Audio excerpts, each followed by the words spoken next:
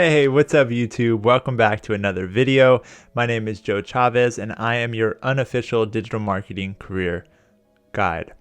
Now in this video, we're going to be talking about two things that you can do to help maximize your time as a digital marketer. What are those two things, I bet you're wondering? Well, let me get into them. So number one is plan. Number two is automate. Now looking at these two buckets, I'm going to kind of dive into each and explain to you some practical things that you can do to make sure that you are super effective as a digital marketer. Now, the reason I made this video is because we all have 24 hours in a day.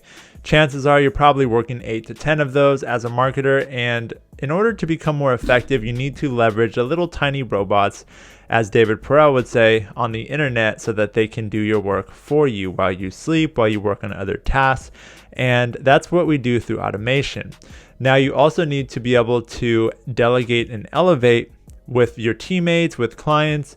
And the only way to do that is to think ahead of them. You have to be one step ahead of each of your clients and one step ahead of each of your teammates in order to do this. And the best way that I've found to do this is by planning your week. So I'm going to give you some practical tips around that as well. Let's get into the planning side of things. So like I said, in order to be able to delegate, which is letting a teammate know or a client know, hey, moving forward, this is what I want you to take care of. You need to be able to let them know what that thing is. Now, if you're just coming into the office and each day putting together a to-do list and trying to figure out what do I need to tackle today, well, you're already behind the 8 ball. You probably already have a bunch of Slack messages or a bunch of emails to read, and there's no way you're going to be able to get ahead of anybody doing that. What you need to do instead is sit down and plan out your week. I'm going to give you a step-by-step process at the end of this video, but it just starts with spending 30 minutes to plan out your week, thinking about what you need to do and what others need to do in order to help you and how you can help others. Next is the elevate piece. So the elevate after you delegate to somebody is really just trusting them to get things done. Where I got this from is the EOS method. So the EOS method is by Gino Wickman, who also wrote the book, which you've probably heard of if you're in marketing, called Traction. It's an amazing read and it's really great for a team looking to scale, and it helps you understand the right systems and really how to lead and think about leadership. And it's something that we use at the current agency that I work at, and it's amazing. So that's where I got this delegate and elevate language, but it does fit really well into making sure that you are leading your team, and it happens through planning. So really the key thing to sum up this part of the planning is make sure to be intentional about planning your week ahead of time and setting aside time each week. For me, I imagine that if I went on a vacation, I would want to not have to think about all the things I probably should have done before I left on vacation while I'm on this vacation. And so what I do is every single Friday, I sit down and I plan out my week as if I'm going on vacation the next week. I think about the things that I need to get done. I make sure that people are set up for success. And I also make sure that I am reflecting on how good of a week I had and what lessons I learned in the past week. Now, this allows me to do the delegation piece and elevating piece and making sure that people know expectations are clear for them. And that's what I recommend you do as well, is leave the office every Friday or do this on Saturday morning with a cup of coffee. It's just an amazing exercise to make sure that you are planned up for the next week, because you want to spend more time doing your best work. And in order to do your best work, you have to have a clear mind. You can't have 50 things on your plate, and you can't be jumping from each thing to each thing. There's a switching cost associated with that. I've heard before that it takes about 20 minutes once you switch from one task to another to start on the new task. Now, if you're switching throughout the whole day 5 times, 10 times between tasks because you didn't have a plan initially and you're just reacting to the things that are coming in your inbox, your Slack messages, you're likely going to end up in this boat. I know because I've been here before. I won't go into it in this video, but I have recently started using an app called Rise at rize.io to track my time. It's very similar to Toggle, but it allows me to see, it automatically tracks in the background and categorizes things that I'm doing, whether it's like a desktop app if I'm using Photoshop, or if I'm using Google or Gmail or Slack. It'll categorize everything I'm doing into a really neat system. It'll say how much focus time am I doing, how much meeting time am I doing, and how much rest time am I doing. And then it will break it out into categories within those, so I can understand where I'm spending my time and how much time I'm actually losing by switching in between tasks. So let's make sure that you do spend more time doing your best work. And in order to do that, let's look at automation. So if you're in digital marketing, you probably already are pretty tech savvy. If you're using platforms like Shopify, Klaviyo, MailChimp, Photoshop, Illustrator, InDesign, and you're also using Google Analytics or any of those type of tools or you've dabbled in them, this shouldn't be hard for you because you should be pretty familiar with understanding how tech works. Now, there's two areas I like to look at. I like to look at tasks and apps, and then reporting.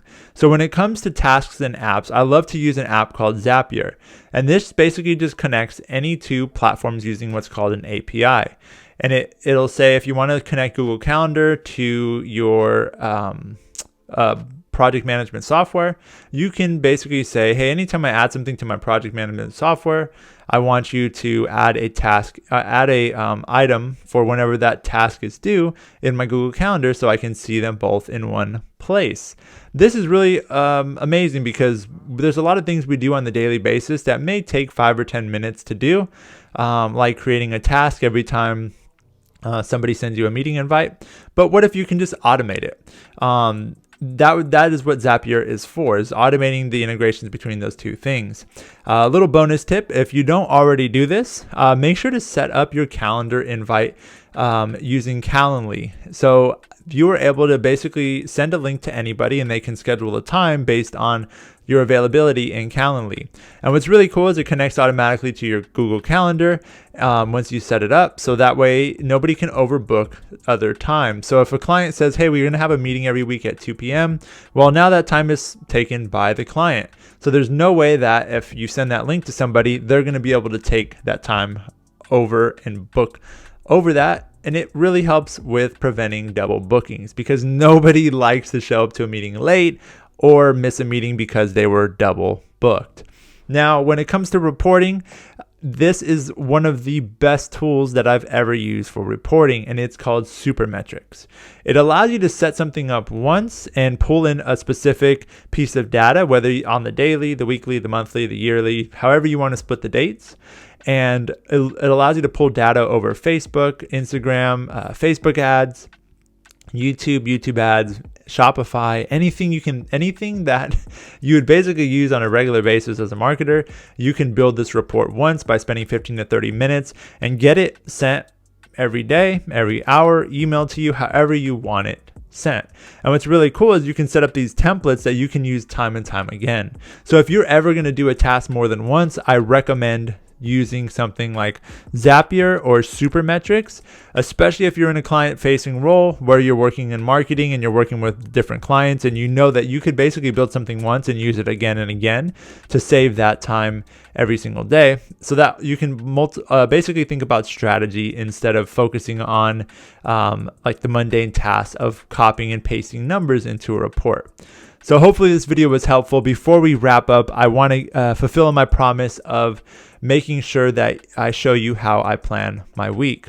I won't go so in depth on this video, but I will do another video in the future of how I plan my week. So go ahead and check out my channel for that in the upcoming weeks and months. But I do want you to take action today. Let's go ahead and spend 30 minutes to plan your week using the 3x3 method. This is 3 things you're grateful for, 3 things you want to do in each area of your life, and 3 people you want to help. By doing this, you're going to be able to make sure that you are planning accordingly so that you can delegate and elevate, as well as making sure that you are reflecting on your week. Because if you're like me, it's really easy to go from one week to the next and then they all begin to feel like the same week, and before you know it, you're in a new year and you don't really know what you've accomplished and you're kind of just running at this breakneck speed.